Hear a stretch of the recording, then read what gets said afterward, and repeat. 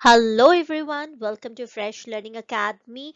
If you are a student of HR और human resource में अगर आप जॉब की तलाश कर रहे हैं तो ये वीडियो सिर्फ और सिर्फ आपके लिए ही है।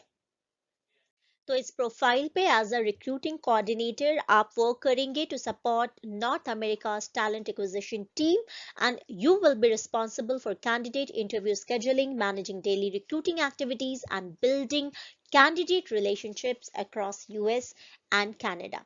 तो ये एक permanent role है if you would like to pursue your dream role of being in HR। TA में अगर आपको जाना है, एचआर में जाना है तो ये आपके लिए एक ऑसम अपॉर्चुनिटी है। If you are willing to commit to a night shift timing from 6 p.m. to 2 a.m. IST या फिर 7 p.m. to 3 a.m. IST, then definitely you should go ahead and apply for this profile। 1+ year of HR और recruiting coordinator experience होना आपके पास जरूरी है। If you're proficient in Outlook, MS Word, Excel and PowerPoint, that is awesome। और bachelor's degree होना चाहिए in human resource और related field। So अगर आप BBHR के student हैं, MBHR के student हैं, go ahead and apply।